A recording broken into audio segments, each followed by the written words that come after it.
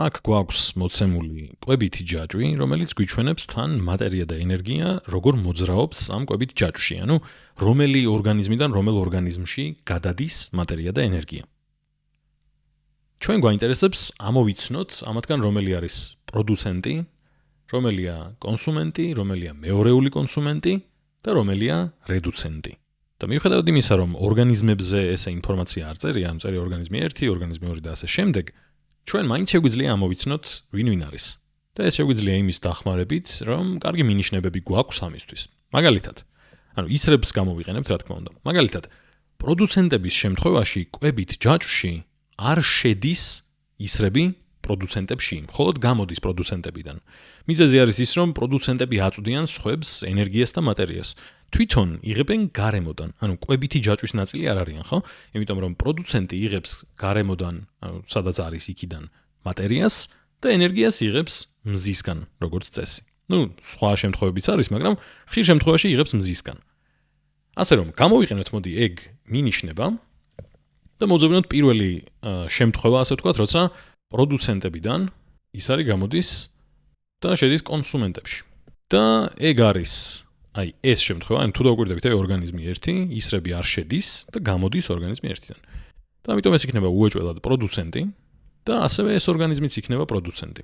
იმიტომ რომ აქაც მხოლოდ გამოდის ის არის აქედან. შემდეგ გვაინტერესებს ვინ იქნება კონსუმენტი. იმიტომ რომ კონსუმენტები არიან ისინი, ვინც, ანუ პირველადი კონსუმენტები გვაინტერესებს ჯერ, ეგენი არიან, ვინც ჭამენ პროდუცენტებს, ხო?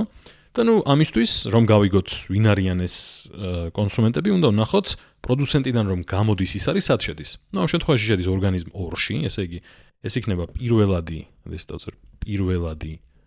კონსუმენტი, ეს პ-ს გარდა ყველაფერს გავს. მოდი ესე ეწეროს. ასევე ეს იქნება ხო პირველადი კონსუმენტი. და ასევე ეს ორგანიზმი 6.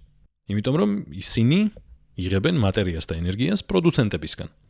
ახლა პირველადი კონსუმენტებიდან ისრები შედის მეორეულ კონსუმენტებში, ხო? ახლა მეორეული კონსუმენტები ვინ გამოდიან მაშინ? მაგალითად გამოდის ეს, ხო? ესე იგი, ეს იქნება მ კონსუმენტი.